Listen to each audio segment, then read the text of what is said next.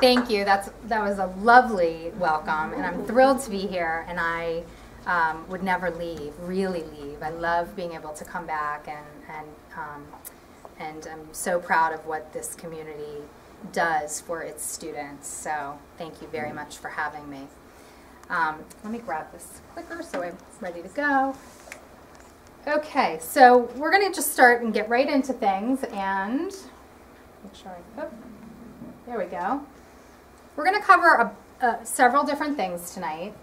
I'm going to start with some basic information about adolescence in general, the developmental tasks, some unique aspects about the adolescent brain that are very different from either a child brain or an adult brain, and how social culture drives behavior. I want to walk you through an exercise that I think is really powerful in understanding the impact of social culture on adolescents and their decision making and their behaviors. And I'm going to go over briefly what is normal adolescent behavior. I did bring a handout for you that you can take on your way out that is more detailed. And then I'm going to get into the meat of what our book is about, which really is for helping adults and for parents. What are the relationship skills that really make a difference and that matter in keeping kids really engaged and working towards goals that are important to them and also hopefully important to us too. and we'll get into all of those pieces. So I think, one of the most important things to remember with adolescents is how much they are juggling at once. If you think about it, all the different ways that they are growing, physically, cognitively, emotionally, socially, they're figuring things out in every single one of these realms by trial and error, sometimes, with some success, sometimes with not so much success, and that's, how they learn.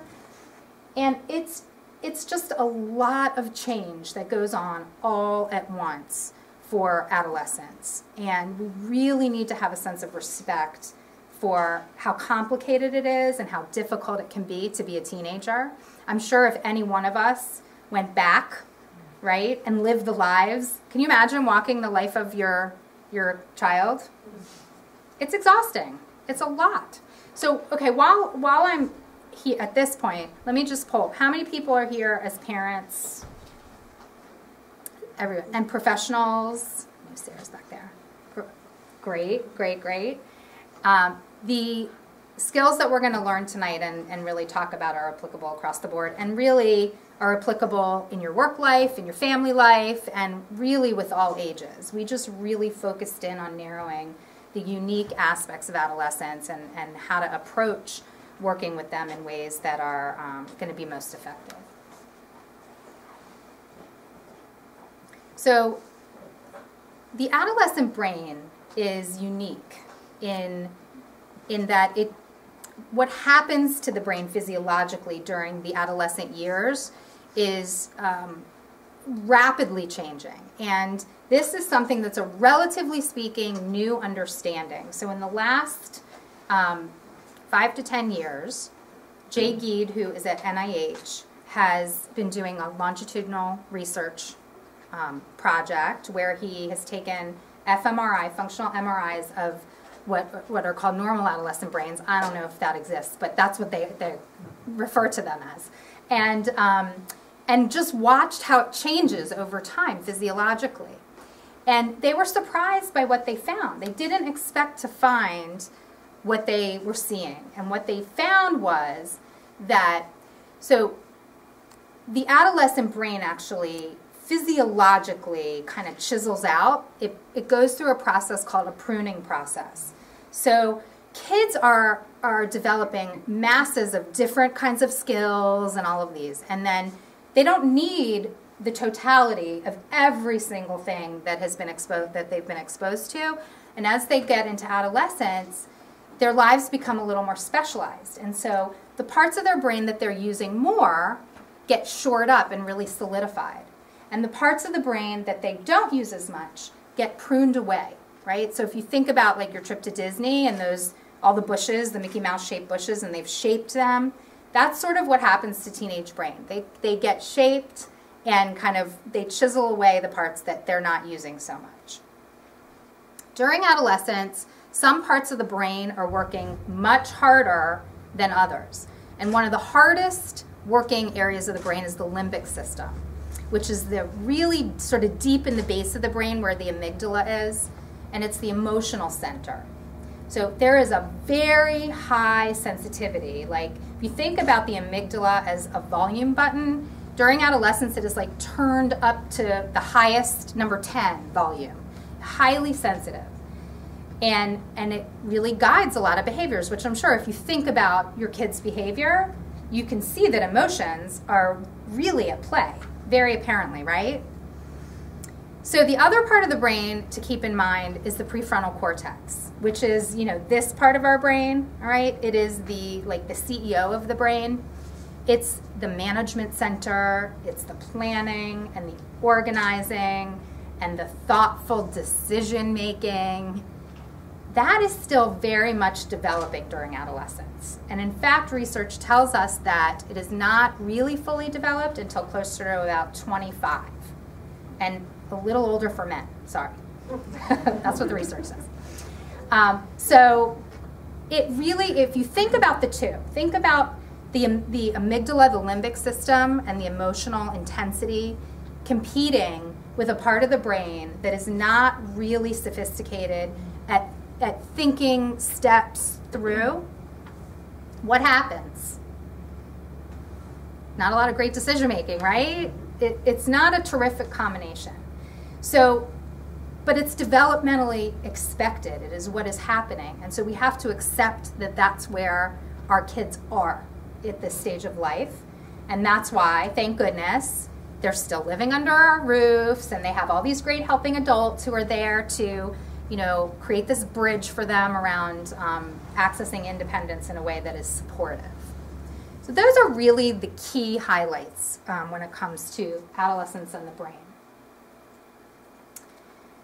Social culture. I could speak for 3 hours probably just on this topic. And, you know, those of you who live with adolescents, work with adolescents, we all know this is a big part of their lives, right? So there's a few key elements that I pulled that I thought were just really important to keep in mind and remember. The first is that this really is inescapable for them.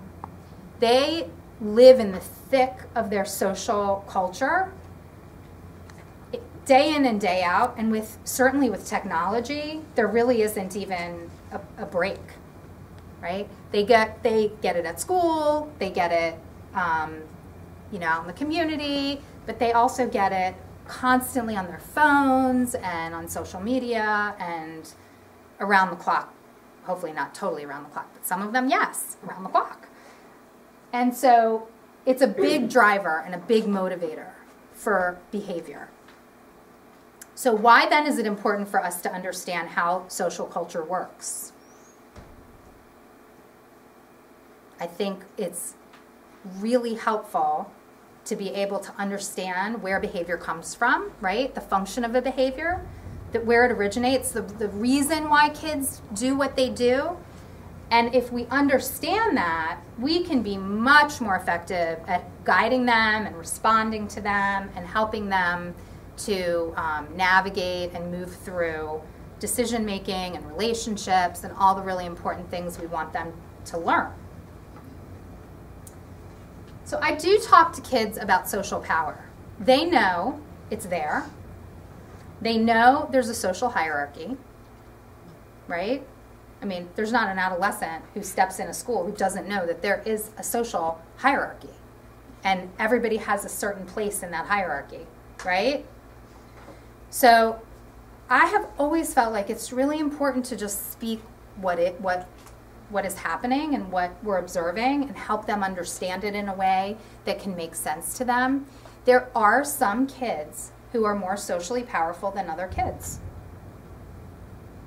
And I want those kids to know who they are because I want them to understand that with that comes a greater social responsibility.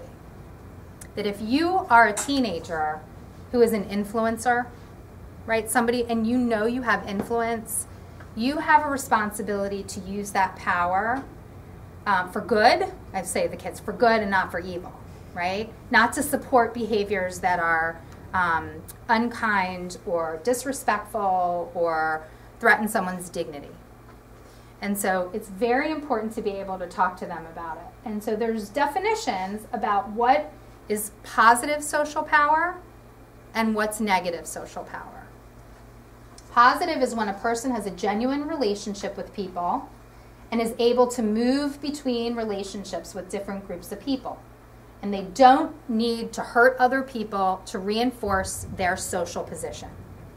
That is not part of what they have to do to maintain their relationships. Negative is when a person uses their relationships or their power to manipulate people or to gain or demonstrate power over others. So kids know that this process goes on, but they don't often know to put words to it or to describe it or to name it as a thing. And it's really hard to do anything about anything if you don't name it and describe it and call it something, right? And have language to have a common understanding. So for culture, and then I added the dictionary definition, customary beliefs and social norms of a racial, religious, or social group. And the real world definition for adolescence is it's everything that we know or just pick up, but have never actually been sat down and taught. And I'm suggesting that we actually sit them down and teach them this stuff, and have them teach us what their social culture looks like, because every community is a little bit different, and we need to understand the social norms that drive any given community, right? Because that's the driver of the behavior. That's going to motivate them to do what they do. So how do we figure that out? There is this exercise. This is how we figure it out. There's an answer to that. This is the best exercise that I have come across in my 20 years of working with young people. This is the most powerful tool I have found to really help understand how social culture evolves, how kids define their social culture. And the exercise comes from a curriculum called Owning Up that was developed and written by, and she's still training, by Rosalind Wiseman, who wrote Queen Bees and Wannabes and Masterminds and Wingmen. And I've done some work with Rosalind, and she wrote the foreword for our book, which was really terrific. And she came up with this exercise, and I've used it over the years in many different groups. And I'm always amazed, all right? So I'm gonna walk you through what the exercise looks like and how it goes. And what I have on the slide are fairly typical answers that we tend to get when we do this exercise. So this is not an across the board, this is it for every single kid, but it gives you kind of an idea. And part of the theory is that our cultural notions of masculinity and our cultural notions of femininity drive social norms. All right, so now, a little caveat. I feel like in the last few years, that's changing a little bit, and I think a lot of teenagers are understanding more that gender identification can be fluid and on a continuum, and it isn't so boxed in, if you will. And still, these norms are very ingrained in our culture and are still really important. And I think we see it a lot, particularly in middle school, before the older kids become more comfortable with themselves and can tolerate difference better, right? And then being independent and different is cool, but not so much in middle school. You can be a little different, but not too much different. Okay, so we'll start with the boys, all right? This is the first question that I asked the boys. What does a boy in your community look like, act like? What words would you use to describe them if they have a lot of respect from their peers? What kinds of things do you think I hear? What are the answers? Just shout out a few of them. Tough. Tough. Athletic. Athletic. Funny. Funny. Loud. Loud. Cool. Cool. Handsome. Handsome, like good looking, right? Tall. Built. All of that, right? Did I hear one more? Okay. Here's tends to be what we get, and you're all right. And tough is the big one. Gets girls, confident, athletic, in control, has money, risk taker, good style, right gear, doesn't take things too seriously, smooth talker, good in school, but not stressed about it. Right? Like nothing is, they can handle it. And boys are constantly trying to test each other to see how much they can handle. Right? And when I get a room full of boys and they say, well, we all, kid each other, but like that's just what we do and nobody really cares. And I say, okay, how many of you believe that? Every hand goes up, right? All the boys raise their hands. And then I say, okay, put your hands down. Let me ask you a different question. How many of you have ever, either yourself or known like a friend, a guy friend, who has felt hurt, had their feelings hurt or been angry or upset about something and has never said anything about it to anybody? How many hands do you think go up? All of them. And then I'm like, so how do you know? Really gets them thinking, right? Okay. So let's go to the next question, and then I'm going to when we finish this, I'm going to tell you about the function of the box and why this image is important. So the next question is, if you are a boy, a guy in your community, what does a guy look like, act like? What kinds of words are used to describe them if they don't have a lot of respect from their peers? What do you think we hear? Anybody? Nerd. Nerd. Wimp. And all variations of that type of weakness, right, description. Tries too hard, like a girl, gay fag, anything that implies that you're not manly, meaning heterosexual. Poor, too serious, fat, bad skin, too sensitive, not into sports, doesn't take risks, weak, slow, wrong style, either not into at all or too into video games. Can't take a joke and tries too hard. All right? Okay, so this is basically when kids are giving us these answers, they're telling us what their social culture values, what the norms are, what they are sort of bound to, if you will. Okay, so what's it like for girls? Well, same question. The first question is, what does a girl in your peer group look like, act like, if she has influence over people? And what do you think they say? Wears name brand items. Wears name brand items. Pretty. Pretty. What makes her pretty? Makeup. Makeup. Wears makeup. Hair. What about hair? Long hair. Long hair. Smart, but not too smart. Smart, but not too smart. You already know the answers to this. Okay, so let's take a look at the whole box. Pretty. Popular meaning you're known. Everybody knows who you are, right? Thin, but has the right curves. Not totally flat.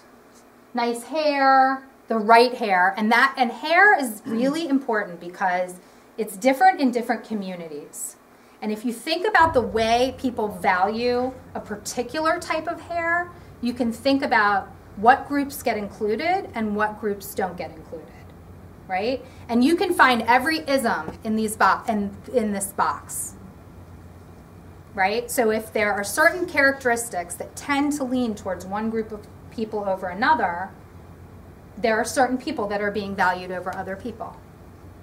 And it's important for us to know from teenagers what those values are. Athletic, but not bulky, and doesn't beat the boys. It's really good, but not better than the boys. Confident, money, right style, in control, gets 2 grades, but not too smart. Thank you, Hope. All right, same question for the outside of the box, which is, what does a girl look like, act like, what words you use to describe her, if she is not influential, if she doesn't have any, social power. And we get tries too hard, follows or copies. I think that's a famous one. I always say it's like famous for 6th grade girls. Does anybody have 6th grade girls? And you've ever heard her say, she's copying me, right? You cannot do that. It's like not okay. Bad skin, wrong hair, poor, bitch. Bitch can be in or out depending on the community and how they use the word to value or devalue people. Too masculine, butch, lesbian, dependent or needy. You have girls like say, she's so needy. Slut or cold or prude. And this is like a super dilemma for girls because they don't know what to do, right? Fat, wrong style, or not the right brands. So the question it really is, why is this a valuable, or how is this a valuable tool for kids, for teenagers, and for the adults to understand? And I always say to them, to the kids, because they're all thinking, where am I? And you're probably all right now thinking, where's my kid?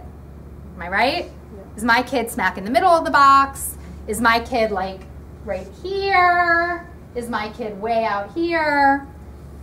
And the point is this is a great tool for being able to define the norms of a social culture. And kids have to ask themselves how much they value the box. Do you value the box? How much does this box guide your attitudes, beliefs, and behaviors? If you are not aware of the box and you let the box run your life, you want to be in the middle of this at all cost. No matter who you have to step on to get there, no matter who you have to kick out, right? And so that's how social aggression and bullying happens. Does that make sense? Okay. What we want is for them to be thoughtful about what goes in the box and ask them. I've done this exercise with, I did it with a whole grade of girls at a girls' school. And they told me all the answers and they were all really enthusiastic about it. And then when we were done and I said, well, this is your social culture, so this is what you value. They were like, that's not what we value. And we had this whole conversation about, and some of the, what usually happens is that the girls who are most powerful say, well, this is wrong. This is really not how it works. No, everybody's equal here. Right? Because they like this system. This system works for them. And it's not horrible to be in the middle of the box if you happen to have characteristics that are like, you have good people skills and good relationships. Some people are naturally have a lot of these characteristics and they're not, it's just how you use it to try to climb over people or through people or push people. Does that make sense? So it doesn't matter where you are. It just matters, do you value this in such a way that it guides how you treat people, and do certain people deserve to be treated differently than other people based on where they fit? And if the community decides that no, it doesn't matter where you are, everybody should be treated with respect and dignity, right? Well, then that's what we hold each other to. Okay, anybody have questions about the box exercise before I move on? Yes? If there's a short answer. If there's not, then just okay. go on. But, I mean, I'm not sure I ever have a short answer, but okay. I mean, so you're saying, this is how they behave. Is there any brain science that explains why there's an evolutionary advantage or a physiological advantage for them to act like this? Because it seems like in so many ways it undermines the social fabric. But is there anything that explains why it was so valuable? Okay. I'm going to borrow one more time from Rosalind Wiseman because she used this metaphor a long time ago that it stuck with me. So think about your child and your family as a huge cruise ship.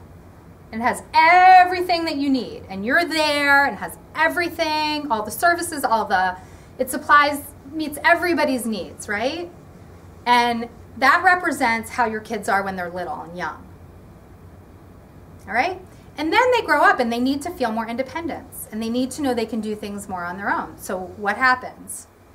All the teenagers, right, are like, I'm out of here. I don't want to be stuck on a ship with my parents all the time. Right?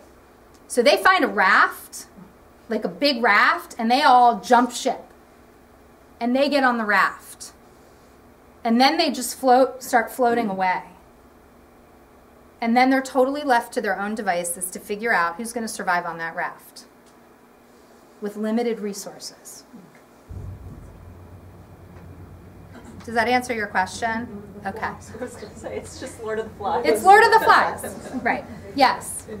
I'm just curious, I mean, I get the sense that when you expose this system to them, you see behavior changes as a result. Is that what you found? The goal is to work with it and use the box as a metaphor to help them examine their attitudes, their beliefs, and their choices and behavior about how they treat each other. Do you really want the box to be that important to you?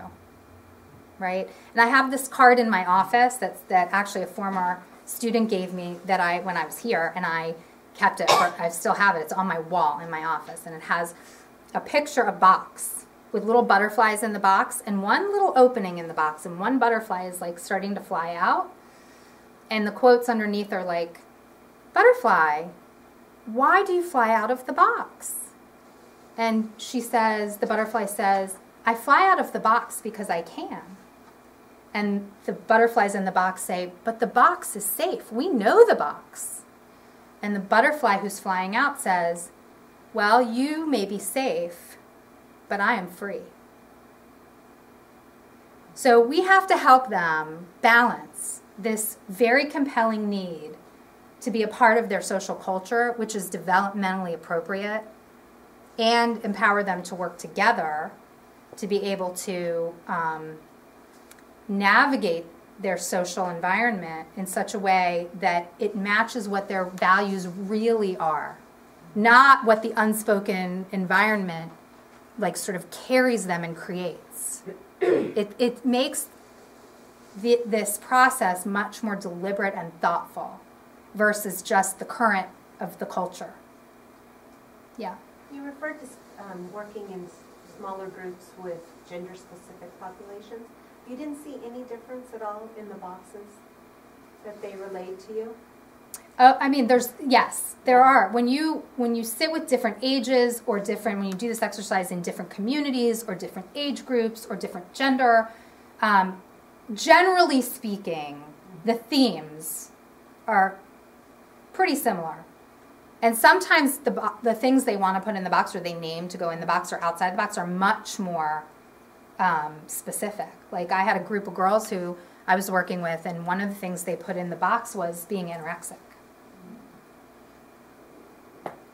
But like at an all-girls school, you didn't see a difference with some of the things that they would relay? Because I would think, they would have some freedoms that way to not... When I did the exercise, how it originally is, how I did it with you guys at the beginning, no. Really? When I asked them, are these really your values? They all said no.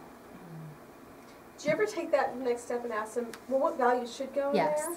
And The next step is to recreate the box the way you want it to look and then act accordingly. Okay, ready to move on?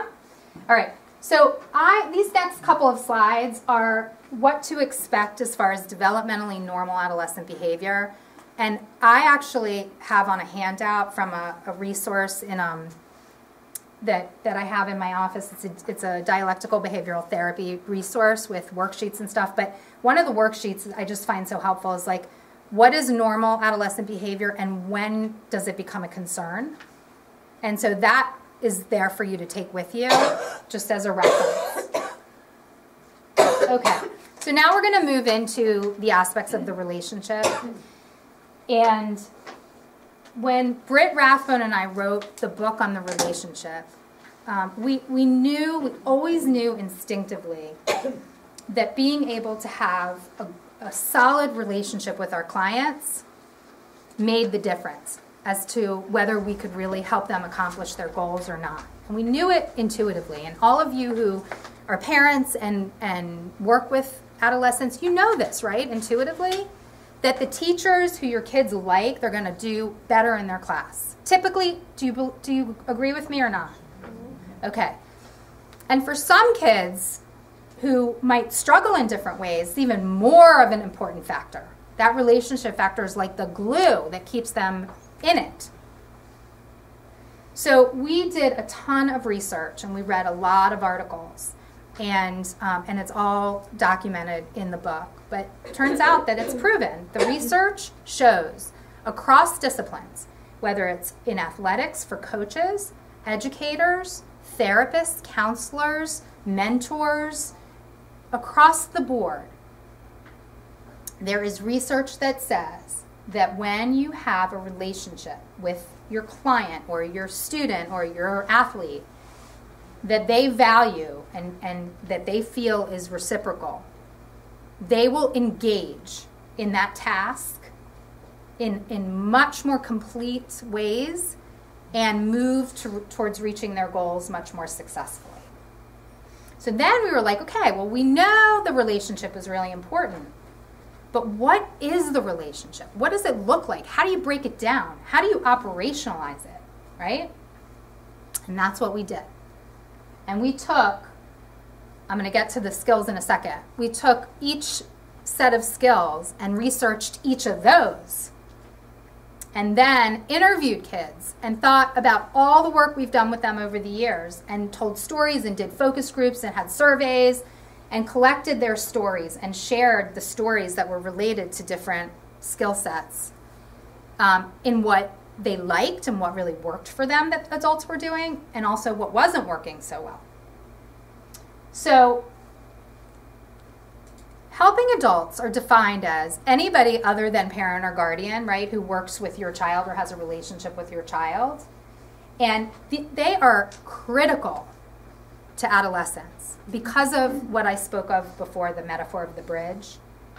So there's childhood land and there's adult land. And they are separated by rough waters. And they got to get over those waters or through those waters, right? They need a bridge. The helping adults in your kids' lives are like the bridge, right? So you're not, as parents, we are still, I hope, I have a 13-year-old also. We are relevant. We are very much relevant. But we're more of like as they get older, we become like touchstones, right? So they kind of come back to us. That's the goal, where we remain connected and they can go out and about. You ever see a toddler on the playground? And they're running from their mom, and the whole time they're running, what are they doing? They're looking behind them, right? Right. And you're like, watch in front of you, right? They're about to trip and fall on their face. But same thing with teenagers. You want them running away from you in certain ways, and you want them kind of looking back also, right? So they're looking, and then they kind of come back when they need it, and then they go back out and all of this. So helping adults when they're out in the world are the supports that are really critical. Now, when I talk to helping adults, I say parents are essential. They are partners with when we all need to partner together. And when I was here as a counselor, every year back to school night, I would say, adolescence is like this big puzzle.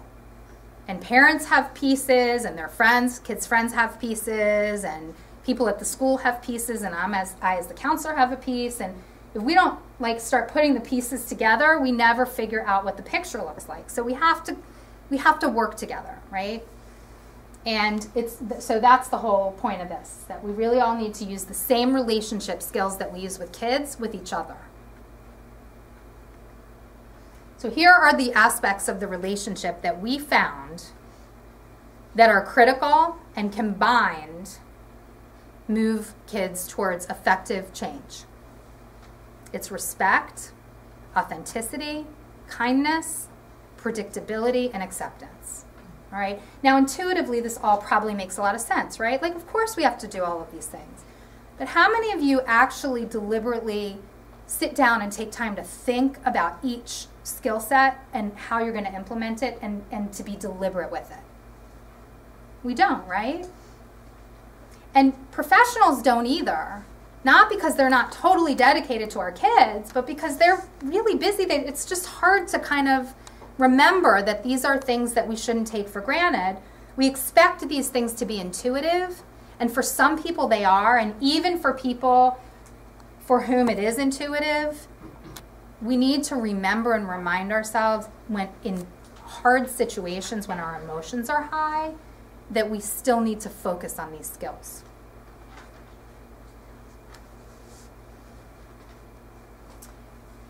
So in order to use the skills really effectively, there are some elements that we have to keep in mind. The first is that feedback is critical. What do we say to our kids all the time when something isn't going right or well? You have to calm down. Well, yes, that would be a good first step. Calm down is a great one. But we coach them to advocate for themselves, right? We say you have to advocate for yourself. Has anybody had their own child or somebody else's or a student or any teenager give you feedback that says, well, I went to talk to that teacher, or I went and I told my coach what was wrong, and they wouldn't listen to me, or they told me to go back to my seat, or they couldn't talk, or anybody? Okay. When a teenager gets the courage to come to an adult to say something that's not easy to say, what's the ideal response from the adult? Thank you. Thank you for trusting me to come and let me know that. And that's really important information. And it doesn't matter in the moment if that adult agrees with that teenager or not. It is a conversation starter, and you want to get the feedback. Now, maybe if it's not a good time or whatever, you say, I really want to hear, this is really important. Let's schedule a time to talk, or whatever it might be, to follow up. But we have to be very aware. And I think I don't think it's ill-willed or ill-intended, but I think adults are really busy and we tend to be dismissive. And we don't realize how much energy and courage it really takes teenagers to come to an adult, especially an adult they're not sure about, and say something that's not easy to say. So respect. Respect is when we value another person, when we find and feel and also demonstrate and express value in someone, right? It is both an attitude and a behavior. It's something we subscribe to, and it's something we do and express and show, all right? The research says that it is required. It is a requirement for moral development. You cannot have an accurate moral compass without the experience of respect, right? Of yourself, from other people. It's like calibrates the moral compass.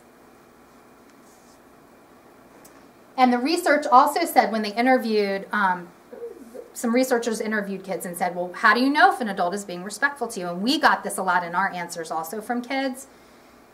They said, when they hold the bar high, right, but the expectations are reasonable, and they hold it high because they believe in us. They know we can do it. And so it's that spirit of optimism, right? Not holding the bar high to say, yeah, you're never going to get there. Holding the bar high as it's here because I really have faith in you.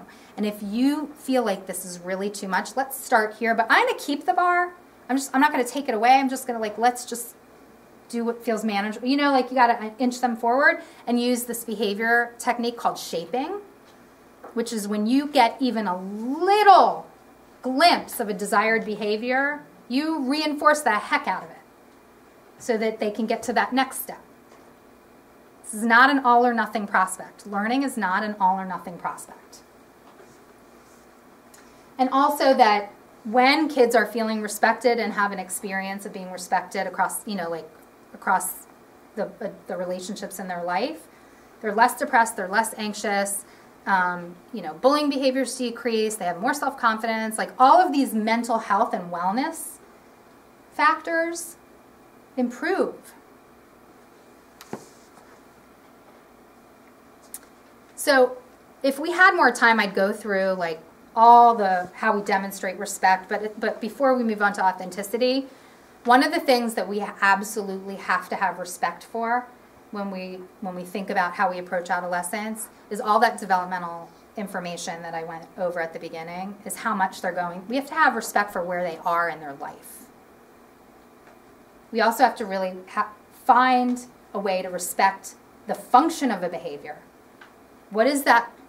What purpose is that behavior serving that teenager? You don't have to like the behavior. You don't have to agree with the behavior. But it's really important to sort of respect that people do things for a reason, not for no reason. Authenticity is the second characteristic. That is really about being real and genuine. And teenagers, we all know this, right? They have radar. They can tell. They can tell who's trying too hard. They can tell if you're being real and genuine with them. They can tell if you're lying to them or being evasive, right?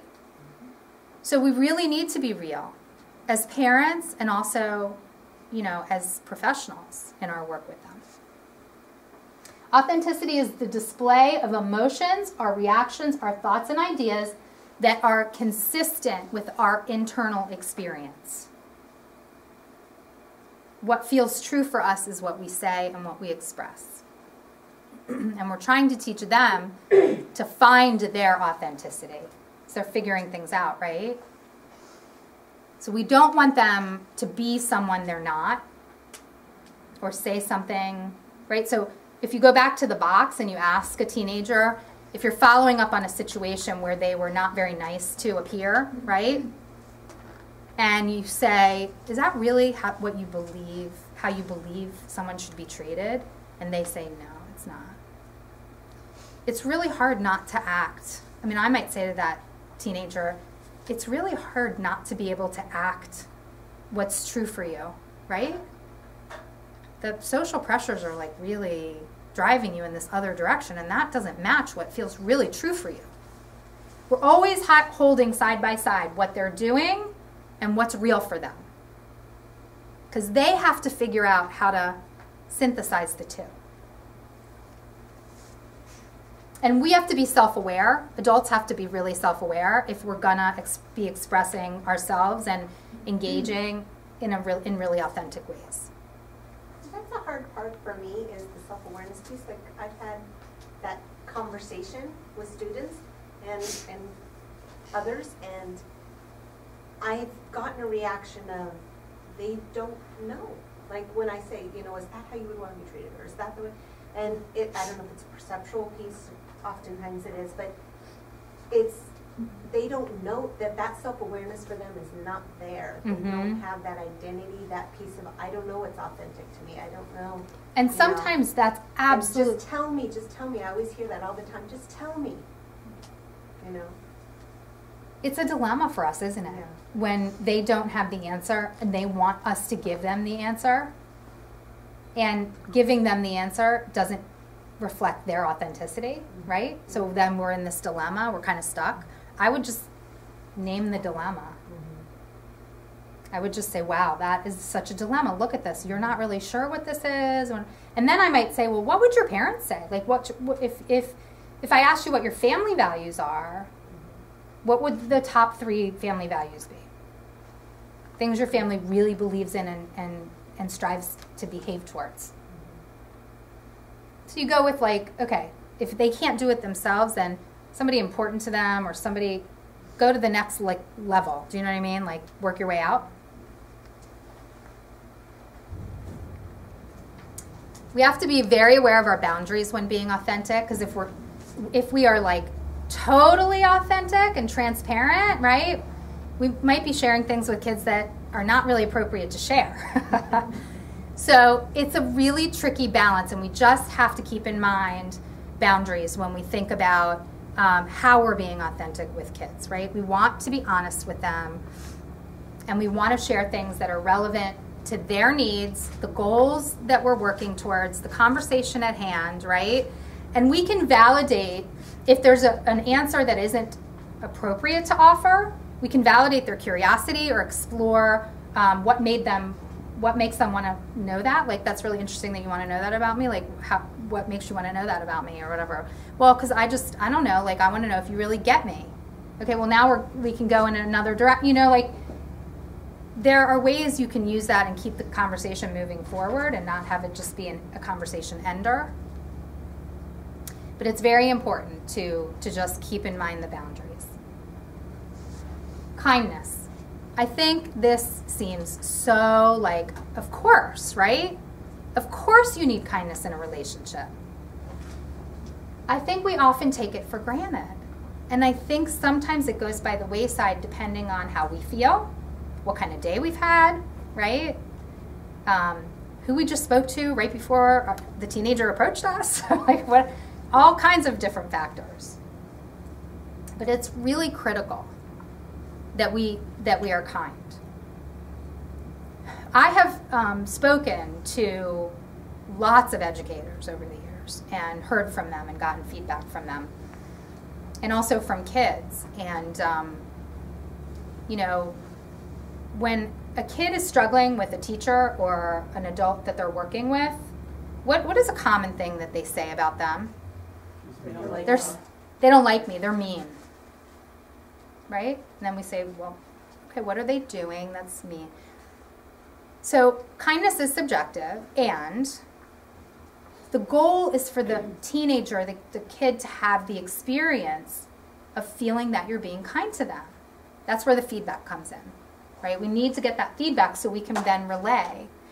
But there are some people who are philosophically against kindness. Any of you had teachers growing up who seemed, I won't say they were because we don't really know, but like seemed like philosophically they were not for being kind. They thought it was a detriment. Why? Why do you think they think it's a detriment? I think they needed to have complete control of the classroom, and discipline was important. Okay, so yes, there are some people who think that kindness is inconsistent with limit setting. Not true. It's the opposite. Kindness makes for more effective limit setting, and that's what the research says. When we are kind to kids, we can be more effective in maintaining and holding the line with them. Now, some people are very into feeling powerful and maybe abusing power. And in those situations, colleagues and supervisors have to have courageous conversations with those professionals, and sometimes parents do too. And same relationship skills, right, that we use with professionals who work with our kids and who, you know, professionals use with parents, all the way around, that just, you know, valuing power in a relationship, it's not only does it not help kids develop in ways that are really healthy and model good things for them, but it doesn't work. It makes the adult's job harder, not easier. So there's a lot in it for the adult to be putting time and thought into these relationship skills. Oh, what happened? Robbie's gonna fix it. Just take a sip of my water for a second. Can we go wherever that is? Right? If you're mindful, if you do mindfulness, you can go there anytime you want. That's what we teach kids, right? That's what you guys teach kids. We need to sometimes take a mindful moment and a mindful break and go to, like, you know, tropical beach. Okay, the next skill is predictability. This, again, all these are really intuitive. Predictability is with our actions, with the systems that we create in how we approach, you know, one kid versus another kid, how we deal with a similar situation at one point in time versus another point in time. And remember, I talked about like our own stress level and if we're having a good day or not a good day and all of these things. We really have to find ways to be as predictable as we can with kids, Because the sort of dialectical reality in life is that there's a lot of uncertainty. And one really important skill that we don't often think of as a skill is learning to tolerate uncertainty. So in order to help kids tolerate uncertainty, we need to insert predictability wherever we really can. And predictability, when kids have a sense of knowing and what to expect, it creates resilience. It's a resilience factor. And the other really interesting research that we found when we looked at predictability wasn't from schools, wasn't from like youth organizations, it was from Fortune 500 companies. And what they showed was that in business, predictable environments, consistency, fed innovation. And isn't that what we want kids to be doing in their learning, right? Taking risks, appropriate risks. The next skill is acceptance. And this is a hard one. It is one that I think we all have to practice all the time. Because it's easy to not want to deal with what actually is, right? So acceptance is the internal mental process of acknowledging what is. That's it. That's all it is. Acceptance is acknowledging and naming what is actually happening, what you can identify with your 5 senses. It's not what you think about it. It's not a judgment about it. It's not an interpretation about it. It's not even whether you agree with it. Acceptance has nothing to do with agreement. And this is why it's so hard for us, because we assume that it's the same as that we're agreeing with the teenager if we accept that they want to get their nose pierced, for example. You can accept that your teenager wants to get their nose pierced, and you have to. You have to accept that that's what they want, because the reality is, in that second, in that moment, that's what they want. Does that mean you give them permission to go do it? Does that mean you say, I agree with you, that's a great idea, and maybe you do. I mean, maybe you think it's beautiful, and you know, we all have different subjective senses of what we think is beautiful. It's a think of acceptance as a starting point. There is no change without acceptance. It cannot happen. So if your goal is to create some sort of change or move in the direction of some sort of change, you're not going to get there. You're just going to hit a roadblock if you don't start here. This is like the old concept in social work school. They used to say, be where the client is.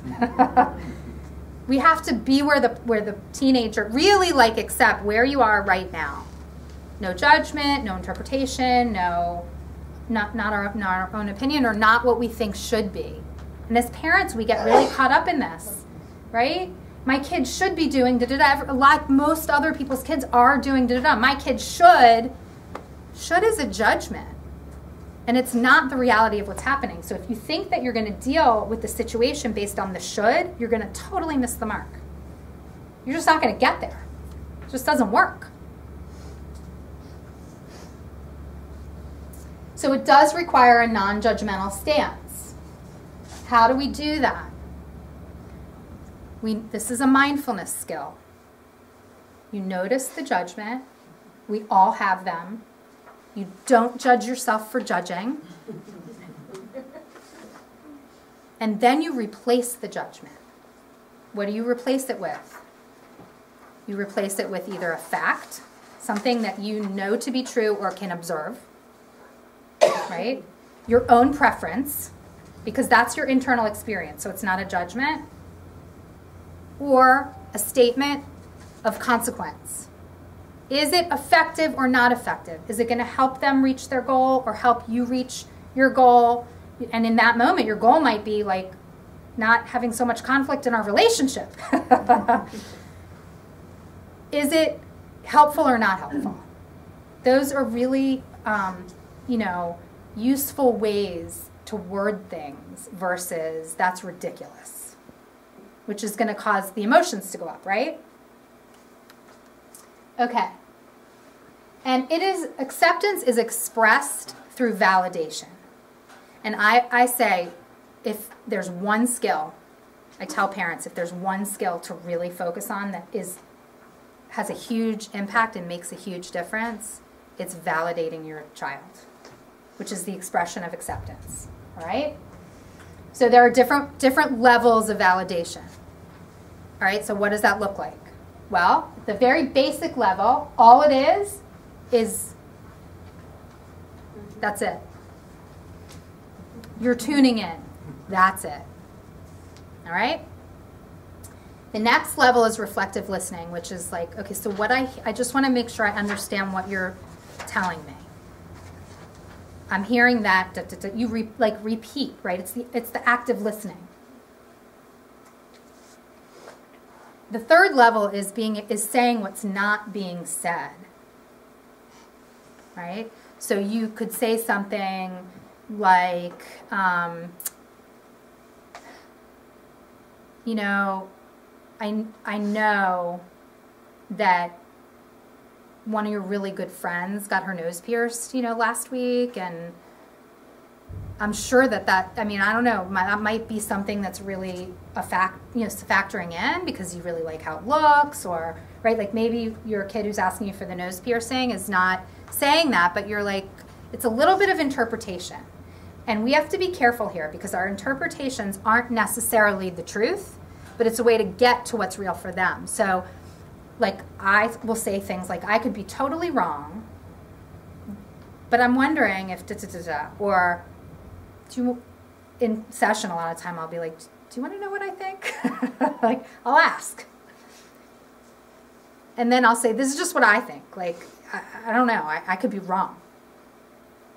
Right? So we don't assume we're correct. Validation is really that you are trying to let them know that you understand and accept their current experience as it is right now, the way it feels for them.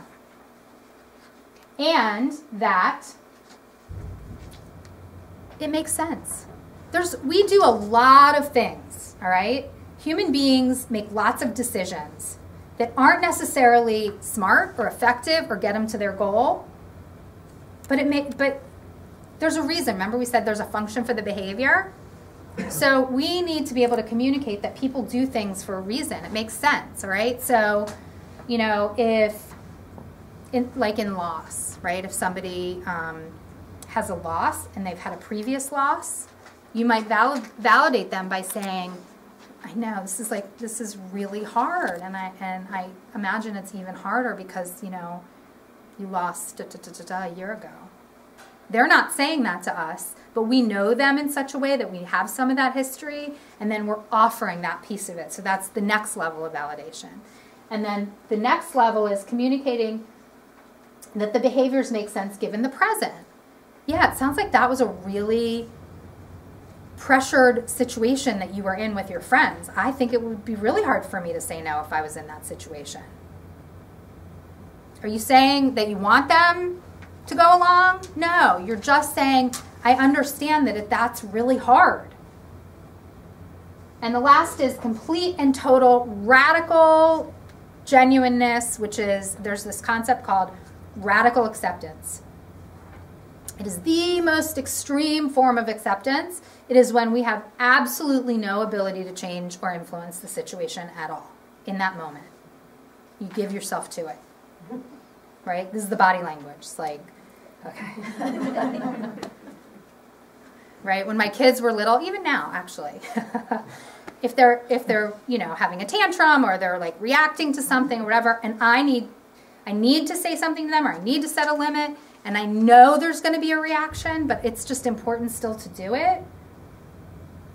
I'm not going to swirl around and try to avoid, like, I got to just I know it's coming, right? It's like you kind of brace yourself, but you just let it happen and you fully enter the experience as it is in that moment. I accept that this is right now. Okay, any questions about this? Yes. Sorry, this is all in your book, I hope? Yes. Okay. It's all in the Do you have book. your book here, or- I do. I have one up here if you guys want to look through it or take a look at it before you leave, and it's on Amazon. Okay, so all of this, right? The culmination of all of these skills used together is what helps us move in the direction of change. Change is anything that makes us different from now to any point in the future, right? It's learning. It's developing any skill. It's setting a deliberate goal for ourselves to create something feeling different in our life and trying to take steps to reach it. And there are stages of change. So the research has kind of outlined and talked about different stages of change.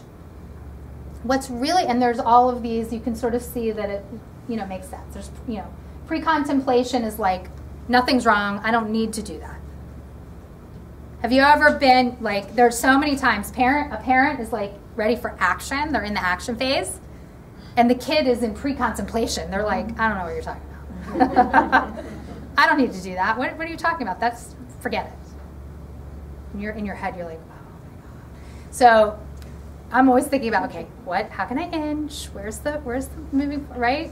You're always kind of holding up a mirror very gently, and like, at some point, something might not be working for them. And we also need to ask ourselves, is that really a goal that is necessary for their health and well-being and growth and development? Or is this my goal and my thing that it's not going to happen and they're never going to want to do that, right? So goals need to be theirs to be effective. Now, a lot of times the way the adults state the goal and the way the teenager states the goal are different, but they're basically the same goal. A lot of times teenagers and adults are more in line than they think. So it just requires some negotiating and figuring out and reframing and whatever we need to do to kind of come to an agreement. But people need to see something in it for them to change. Right? If somebody came up to one of you and asked you, said, I noticed you've been putting on a little weight. I think that, maybe you need to go see your doctor and figure out a plan to lose weight. What are you going to say? Probably things you couldn't say in here. Right? But it's not coming from you. But do you see how that feels? That's how it feels to a teenager when an adult says something to them about changing and it's never even occurred to them. Same thing. It's not different. So we need to keep that in mind. It's hard. Change is hard. Contemplation is, all right, maybe I do need to do something about it. I don't know. I'm going to kind of look into it, think about it a little more, right? Preparation is, I need to do this. Now I'm going to really figure out how to do it, and I'm going to take, map the steps out. And then action is taking the steps. And then the last part is a really important one to remember, which is maintenance and relapse. Nobody changes without taking steps backwards. It just doesn't really happen. So relapse is, and you can use whatever word you want. It doesn't have to be relapse. It can be backpedaling, taking steps back, having a difficulty you used to have more often, whatever feels, useful to you. And then we are not back to square one. And it's easy for us as parents to go there, kids been working so hard and they're doing so well, and then they go back to an old behavior and you're like, we're back where we started. No, you are not. You are not, and they are not. They have taken a step that is an inescapable part of change. And they can get back on track because they have all these skills that they learned, right, that got them to change in the first place. All right, so does it make sense how the combination of all those relationship skills can get you here effectively? All right. So I'm just going to, this is very summary in terms of what we've already talked about, all right? But these are just my anchors, parenting anchors, right? The things that I think are the key focus points to take away tonight. Ground yourself in knowledge and a planned approach. So this is us being in wise mind, versus an emotion mind. We want our behavior to come from a thoughtful place. We want to be responsive and not reactive. And it takes a lot of work to do that. Especially because teenagers who are even more than anybody, our own, know how to push our buttons like nobody's business, right? My husband says, your next book should say, what works with my own teen? I haven't figured out how to write that one yet. Make expectations reasonable, which is forget about the should. Stop comparing your teenager to everybody else's teenager. Do what works for them. Take the steps that are reasonable for them. The shaping, which I talked about. Okay, this is really important. Behavior management concept. Behaviorism concept. Be aware of inadvertent reinforcement of undesired behaviors. Sometimes we give positive attention to things that inadvertently reinforce something that we're actually not trying to reinforce. All right? So I'm gonna use, kind of an extreme example, but it's one I deal with, unfortunately, not so often, but enough. If a kid is saying they're suicidal, we don't want to coddle. We don't want to over pamper. We don't want to over oh, honey, right? Because we don't want to reinforce that as a coping mechanism. We want to give it attention. We want to say, I'm really glad you told me, and I'm concerned, and I'm here for you, and we're going to figure out the best way to help you. And that might mean going to talk to somebody or whatever we need to do, right? So you're going to respond to it, and it's going to take work to respond to it, but good kind of work. Do you know what I mean? So you want to be always thinking about what you want to reinforce and then don't reinforce the things you don't want to be reinforcing. We talked about radical acceptance and non-judgmental stance. This mindful parenting, this really stay in the moment, is so tempting for us as parents to have one thing happen right now and then worry about our kids' entire future as a result. Has anybody else done that? I do that and I have to catch myself. Oh my God, he's going to be living in my basement when he's right. And those are just worries that come from emotion that are not reality and not reflective of our kids. And it makes us not so effective when we get stuck there. Just deal with what's in front of you right now. Right now does not mean forever. We talked about the acceptance and the validation, the forgive yourself for losing it. We all do. And when you lose it, or when you've done something that is not in line with all of the relationship skills that we've talked about tonight, the relationship needs a repair. Who's responsible in an adult-teenager relationship? Who is responsible for the relationship repair? The adult. Always. Always. And we have to backtrack sometimes, and then we have to be authentic and say when we made a mistake, or we didn't handle something so well, or you know what, I'm really glad you told me about that, and I've been thinking about it, and you're right. I could have handled that differently. Just really important. We're all human. And just remember where you were in your adolescence. And it's very helpful, I think, to think back to an adult that you had in your life who really got you, who was really helpful to you, and think about what it was about them that made them have such a positive impact on you. And then that is the kind of an adult that we want to be for our kids.